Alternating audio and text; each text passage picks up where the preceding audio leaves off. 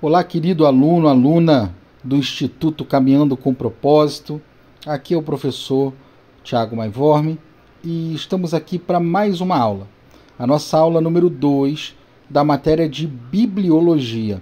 E é um prazer imenso ter você aqui com a gente. Eu quero te parabenizar, porque você venceu a primeira matéria, você venceu a primeira aula de Bibliologia e você chegou até aqui. E com certeza, juntos nós iremos até o final desse curso, para a honra e glória do nome do Senhor. É um prazer ter você com a gente, ver o quanto você tem se dedicado. É sério, eu tenho percebido o quanto cada um de vocês tem evoluído, melhorado e avançado. E isso nos alegra. Isso nos dá cada vez mais vontade de seguir em frente e de continuar. Eu quero parabenizá-los e dizer que nós vamos cada vez mais nos dedicar para oferecer a vocês o melhor conteúdo que seja aí compatível com toda essa dedicação, com todo esse carinho, com toda essa força que vocês estão demonstrando no estudo teológico. Vamos orar? Feche seus olhos aí onde você estiver. Senhor nosso Deus, nosso Pai, Pai querido, Deus santo, Deus amado, Senhor, em nome de Jesus, nós te pedimos que o Senhor venha abençoar a nossa aula. Te agradecemos por tudo que o Senhor tem feito por nós. Te agradecemos, meu Deus, porque chegamos até aqui. Te agradecemos porque já concluímos uma aula e estamos avançando na segunda. Te agradecemos porque já concluímos uma matéria e estamos avançando. E te pedimos, Senhor, em nome de Jesus, que o Senhor nos dê força a cada dia, para que cada um possa completar esse curso e possa chegar ao final dele, para a honra, glória e louvor do teu nome. Abra o nosso entendimento, que o Senhor possa nos iluminar nesse dia, para que possamos, Senhor, terminar essa aula tendo aprendido um pouquinho mais do Senhor, em nome de Jesus. Amém e graças a Deus. Vamos lá então? Bibliologia, aula de número 2. Nessa aula, nós vamos aprender o cânon das Escrituras, nós vamos aprender os testes usados para determinar a canonicidade, vamos aprender sobre livros apócrifos ou deuterocanônicos e também sobre os livros pseudográficos. E, por fim, vamos aprender sobre a inspiração nas Sagradas Escrituras. Cânon das Escrituras. Pessoal, você já deve ter ouvido a expressão cânon. O cânon, ele é o conjunto da Bíblia Sagrada. Quando a gente considera de Gênesis a Apocalipse, nós estamos falando no cânon sagrado, no cânon bíblico. E o que é cânon? O termo latim cânon tem origem em uma palavra grega, que é a palavra canon, que significa cana ou vara de medir. Anteriormente, a palavra tinha um sentido ainda mais amplo, significando padrão ou norma. Logo, o cânon foi algo que se mediu com uma determinada medida e se certificou um padrão e uma norma nele. O que eu quero dizer com isso? Quando nós usamos essa expressão cânon sagrado, ou cânon das Escrituras Sagradas, nós estamos dizendo que ele passou por um processo de medida, por um processo de averiguação, para que não houvesse nele nada que se distinguisse do padrão ou das medidas. Que não houvesse nele nada que fugisse ou que estivesse fora daquele padrão ou daquelas medidas. Por isso nós chamamos de cânon, porque ele foi especificamente, cuidadosamente medido para que mantivesse o seu padrão. Conseguem perceber isso? Os 39 livros do Antigo Testamento já eram aceitos como inspirados por Deus pelo povo judaico. Mas apenas no ano 90 depois de Cristo é que eles foram canonizados e passaram a formar o cânon do Antigo Testamento. que significa isso, gente? Que os 39 livros que nós temos como sagrados no Antigo Testamento, vocês se lembram quais são eles? Nós estamos falando aí do Pentateuco, que são os 5 primeiros livros da lei. Estamos falando acerca dos livros históricos, os livros poéticos, os livros proféticos, sendo profetas maiores e profetas menores. Não é verdade? Esses livros, os 39, que compõem aí o nosso cânon, eles já eram aceitos pelo povo judeu como inspirados por Deus, como palavra de Deus. Mas eles ainda não eram canonizados, ou seja, eles ainda não tinham passado por esse processo de medida para garantir o seu padrão. Então eles eram usados de forma isolada. Eles não eram, como eu vou dizer para vocês, sintetizados e armazenados juntos da mesma forma. Cada um deles era considerado na sua individualidade e não como um todo, não como um coletivo. Acredito que vocês tenham entendido, que eu tenha me feito entender. Então, essa canonização, ela só foi acontecer no ano 90 depois de Cristo, quando os livros do Antigo Testamento passaram a ser organizados e canonizados através de um processo para que eles pudessem garantir um padrão e que nada que estivesse fora do padrão fosse mantido no meio deles. Já os livros do Novo Testamento, eles foram todos produzidos no 1º século depois de Cristo. Porém, somente em 397, no Concílio de Cartago, é que foi fechado o cânon, muito tempo depois. A gente vê que no 1º século, todos os livros do Novo Testamento foram escritos.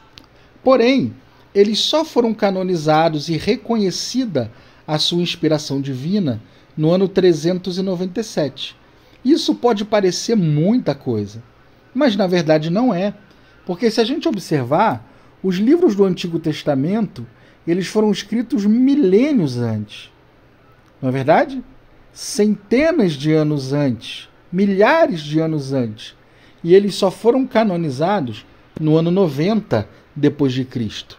Então, se a gente tiver como base o Antigo Testamento, o Novo Testamento ele foi canonizado até de forma bem rápida, porque já tinha havido ali o processo de canonização dos livros do Antigo Testamento.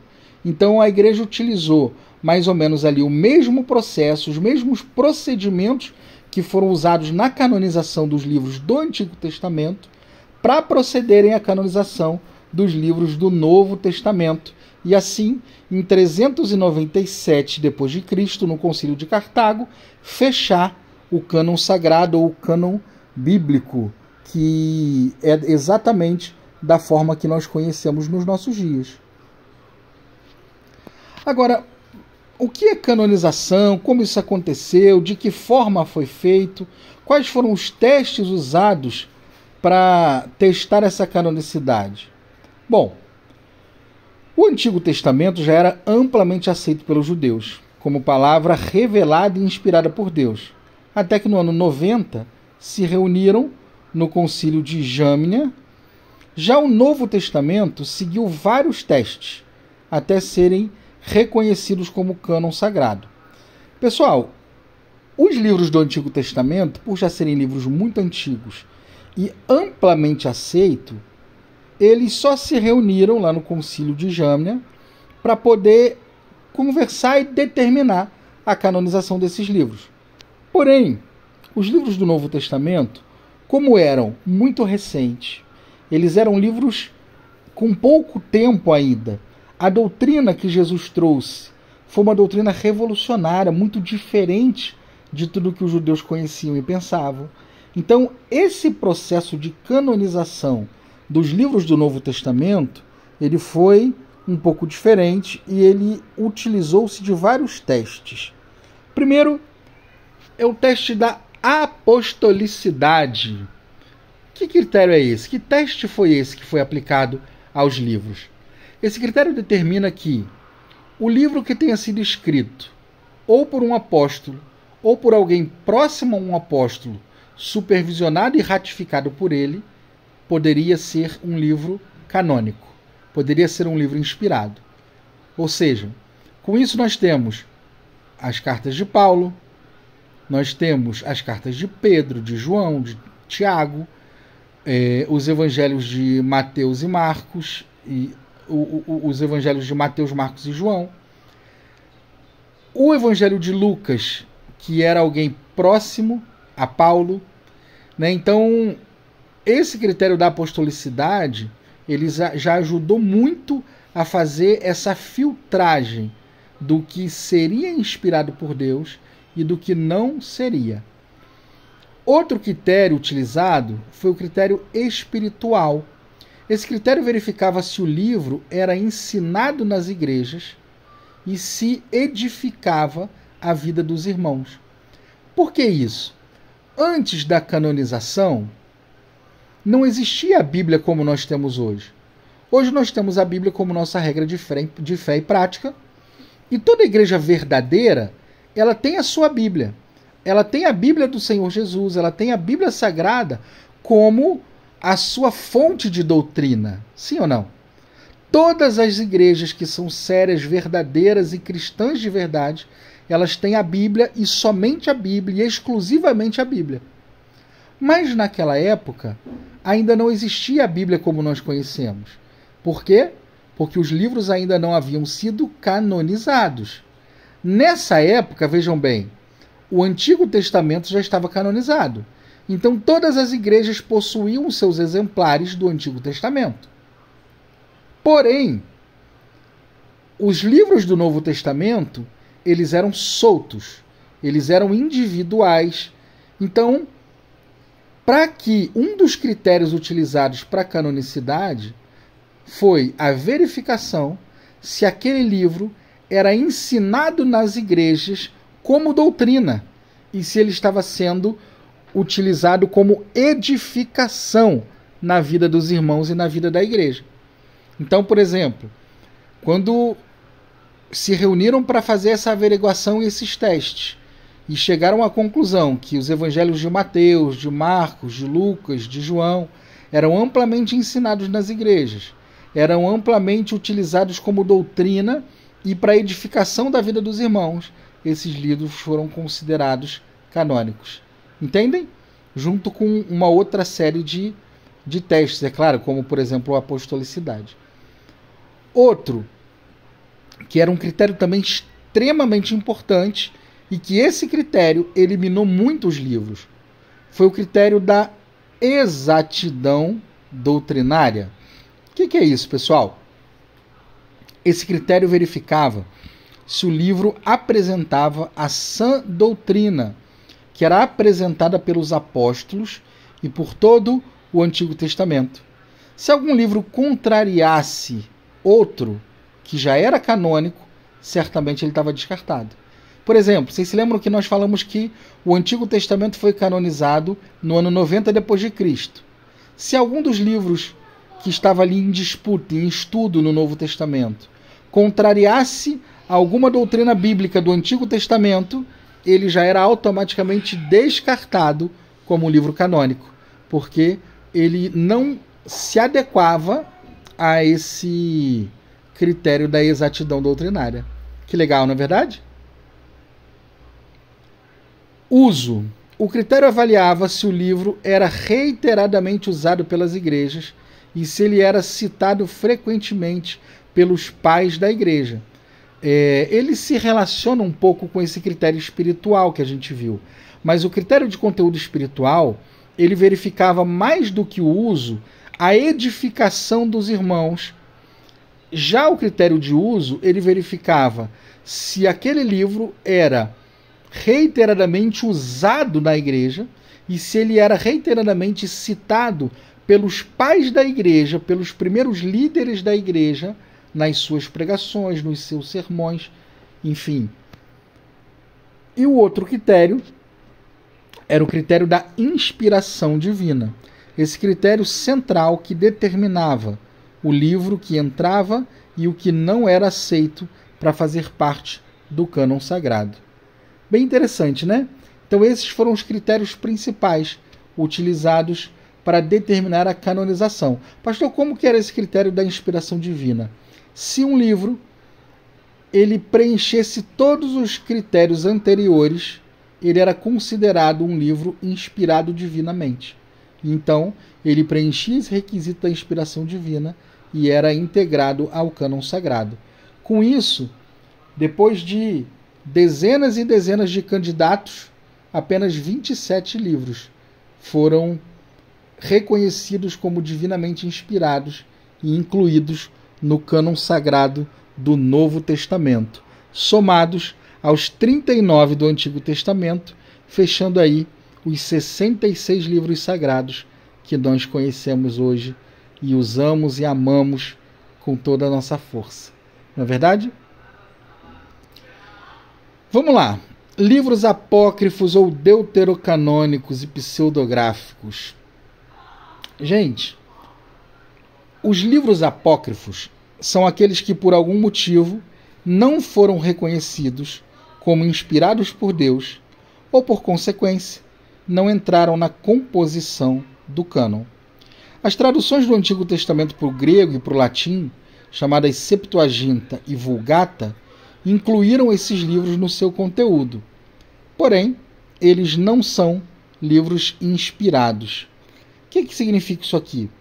A gente acabou de ver os critérios que foram utilizados pela Igreja para determinar a canonicidade de algum livro. Os 5 critérios que a gente acabou de ver. Quando um livro não preenchia algum desses requisitos, ele era considerado um livro apócrifo, ou um livro deuterocanônico, um livro que estava fora do cânon, um livro extra-cânon, além do cânon. Entendem? As traduções, da Bíblia para o grego e para o latim, porque vocês se lembram que a Bíblia ela foi escrita no hebraico, o Antigo Testamento, e no grego, o Novo Testamento. Então a tradução do hebraico para o grego, que ficou conhecida como Septuaginta, e a tradução do hebraico e do grego para o latim, que ficou conhecida como Vulgata, elas acabaram incluindo esses livros. Mas os próprios organizadores dessas traduções chegaram a escrever que esses livros estavam sendo acrescentados a pedido, mas que eles não eram reconhecidamente canônicos e que eles não eram inspirados por Deus. Os mais conhecidos dentre os livros apócrifos são 1º e 2º Macabeus, Judite, Tobias, Baruque, Eclesiástico e Sabedoria. Vocês que tiveram contato com alguma Bíblia católica, você que às vezes já foi católico ou que já teve parte da família católica e tinha aquela Bíblia gigantesca em casa, provavelmente já tiveram contato com algum desses livros considerados apócrifos. Os livros apócrifos contêm algumas heresias. Por exemplo, o livro de Tobias, ele descreve o uso da magia. Tobias afirma que dar esmolas purifica os pecados. Tobias mostra anjos mentindo. O livro de Eclesiástico, por exemplo, ele diz que oração perdoa pecados. Segundo Macabeus, ensina a oração pelos mortos. O livro de Sabedoria fala sobre a existência do purgatório. São doutrinas heréticas, doutrinas antibíblicas, anticristãs, e que são trazidas e ensinadas nesses livros apócrifos. Por esses e vários outros motivos, esses livros foram excluídos do cânon sagrado. Os livros pseudográficos são aqueles que são considerados falsos pela Igreja. Por exemplo, o Evangelho segundo escreveu Maria Madalena, o Evangelho segundo os Hebreus, o Evangelho segundo os Egípcios, Apocalipse de Tiago, Atos de Paulo, Atos de Pedro e vários outros. Eu quero fazer um parêntese aqui para dizer para vocês a diferença dos apócrifos e dos pseudográficos. Esses pseudográficos, primeiro que não é possível aferir de fato a autoria deles. Eles são atribuídos a Maria Madalena, aos hebreus, aos egípcios, a Tiago, a Paulo, a Pedro, mas não é possível aferir de fato a sua autoria. Os livros apócrifos, entendam, eles não são livros falsos.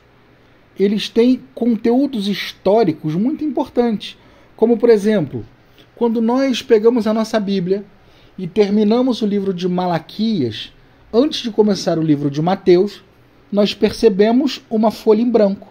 Sim ou não? Essa folha em branco não está ali por acaso. Essa folha em branco ela representa um período histórico, chamado de período do silêncio de Deus.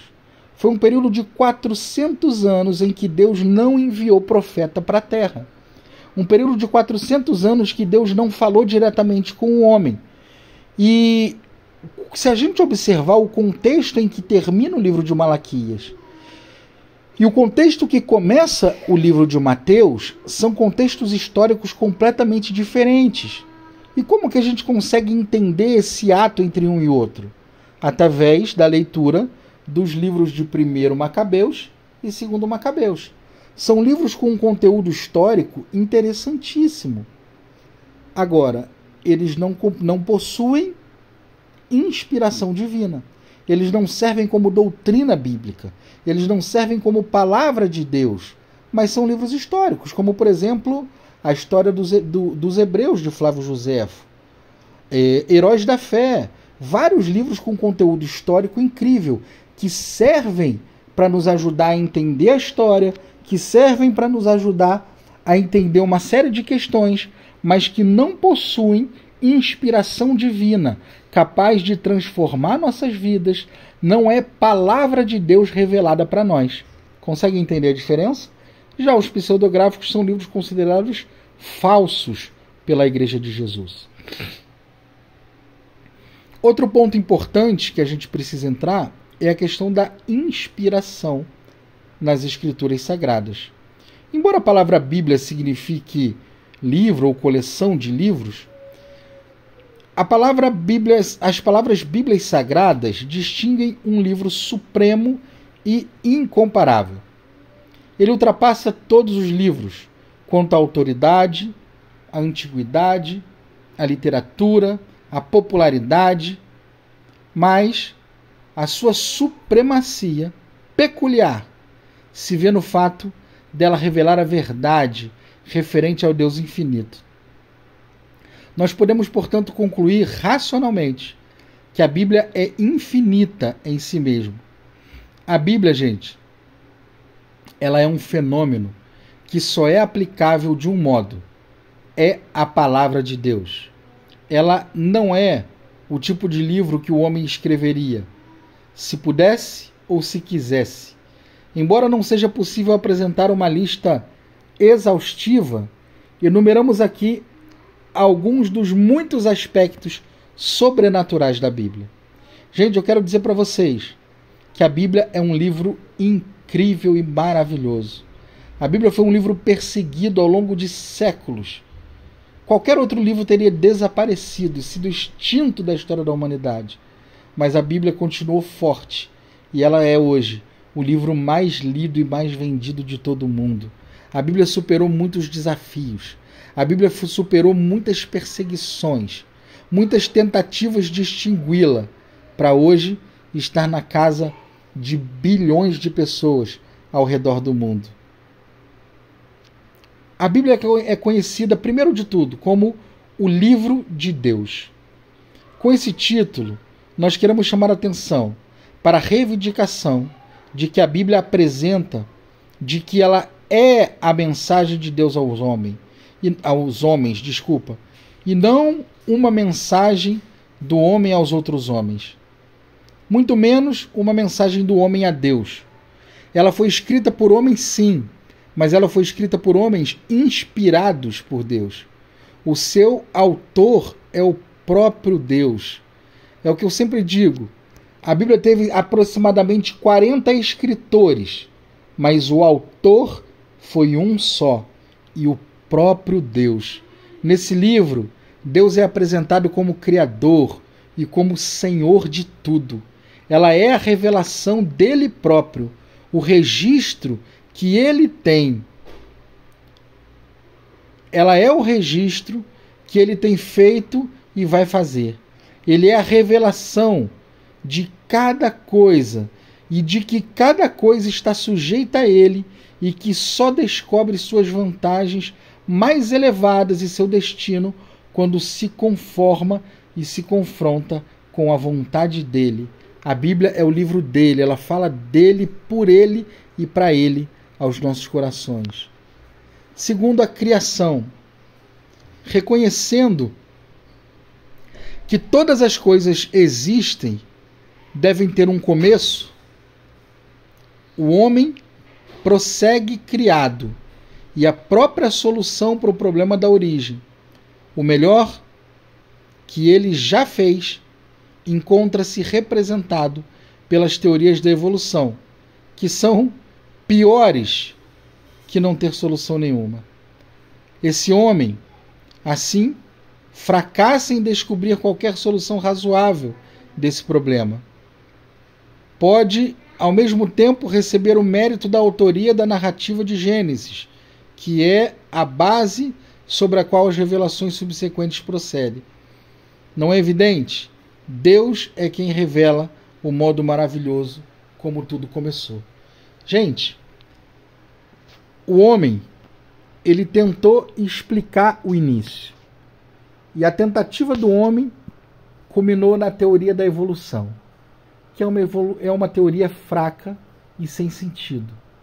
Você de fato acreditaria se eu te dissesse que bactérias e micro-organismos evoluiriam a ponto de criar tudo o que existe hoje? Que o universo foi criado do caos, que o homem evoluiu a partir de micro-organismos e bactérias, que uma explosão criou tudo o que a gente conhece de forma alheia e acidental. Não faz o menor sentido. O Senhor, ele revela na sua palavra como tudo foi feito, de que forma tudo foi feito e por que tudo foi feito. Isso é maravilhoso. A criação, ela nos apresenta a autoridade bíblica. Outra questão que nos mostra que a Bíblia é verdadeira e é a palavra de Deus é a doutrina acerca do pecado. Se houver a alegação de que a Bíblia é a única fonte de informação confiável sobre esse tema, não é de origem divina. Não há outra alternativa, além da suposição de que o homem, como suposto autor das Escrituras, colocou-se em julgamento e é capaz de compreender de que toda a parte demonstra ser incapaz de compreender. Isso é, a malignidade do pecado. Todos os 40 escritores humanos da Bíblia estão de acordo com este vasto tema e refere-se ao qual o homem não pode saber nada a respeito dele mesmo, a parte da revelação divina. Gente, isso é muito interessante. Nós estamos falando de aproximadamente 40 homens, de idades diferentes, de lugares diferentes, em idiomas diferentes, em tempos diferentes, em culturas diferentes.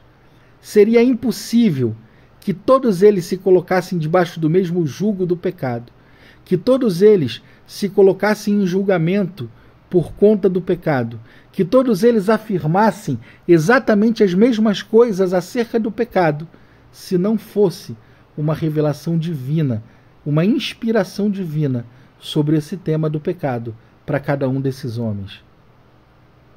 Quarto, a cura do mal.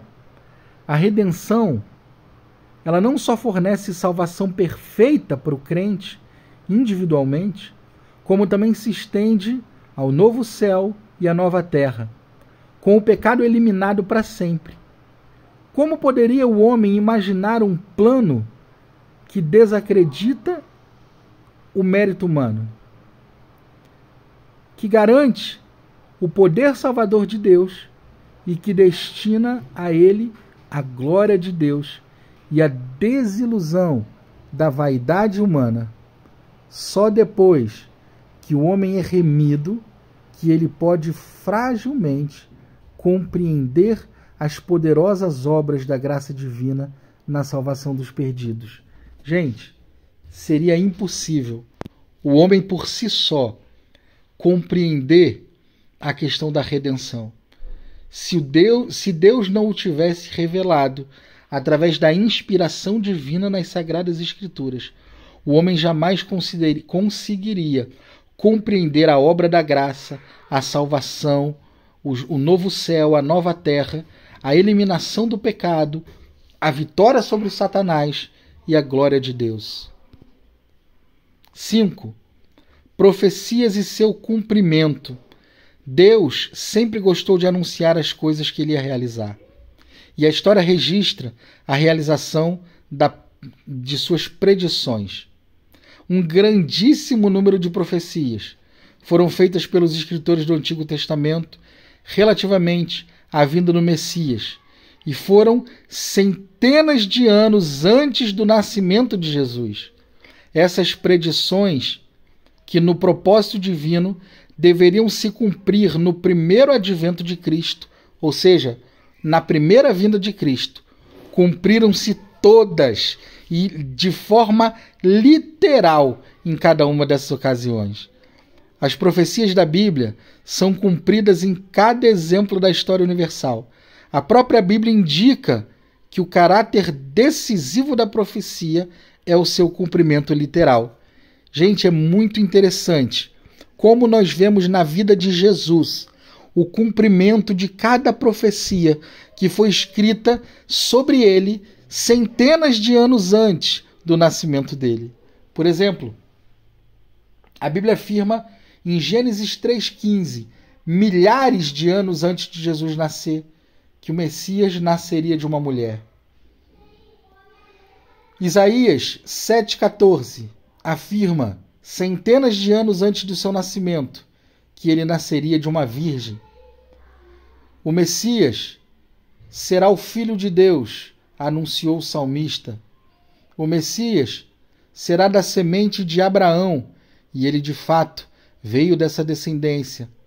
O Messias seria da tribo de Judá, como podemos ver em Gênesis 49:10, o que também se cumpriu. A Bíblia fala sobre que o Messias viria da linhagem de Jessé, da casa de Davi, lá em Isaías 11:1, e foi exatamente o que aconteceu. O Messias nasceria em Belém, está lá em Miqueias 5:7. Uma estrela anunciaria o seu nascimento. Tudo isso foi profetizado milhares ou centenas de anos antes do seu nascimento. E tudo isso se cumpriu rigorosamente quando teve a primeira vinda do Senhor. Meus queridos alunos e alunas, eu quero dizer para você que é com muita alegria que nós cremos e acreditamos que a Bíblia é a palavra de Deus inspirada pelo Senhor e revelada pelo Senhor para nos guiar no caminho, para nos ensinar o caminho que devemos trilhar. É com essa alegria que nós encerramos essa segunda aula de bibliologia. Vamos orar? Senhor, em nome de Jesus, nós te damos graças pelas Sagradas Escrituras. Nós te agradecemos pela Bíblia Sagrada. Meu Deus, esse instrumento maravilhoso que o Senhor disponibilizou para servir como uma bússola para cada um de nós, para servir como um farol para cada um de nós, nos indicando o caminho da nossa jornada. Meu Deus, em nome de Jesus, nós te louvamos e te glorificamos e te pedimos que a cada dia o Senhor nos dê força, não só para ler a Bíblia, mas para seguir rigorosamente os caminhos que ela nos indica. Muito obrigado, meu Deus, e que o Senhor possa nos permitir seguir com as próximas aulas, em nome de Jesus. Amém. E graças a Deus. Meus queridos, muito obrigado por estarem comigo em mais essa aula, e até a próxima aula, em nome de Jesus.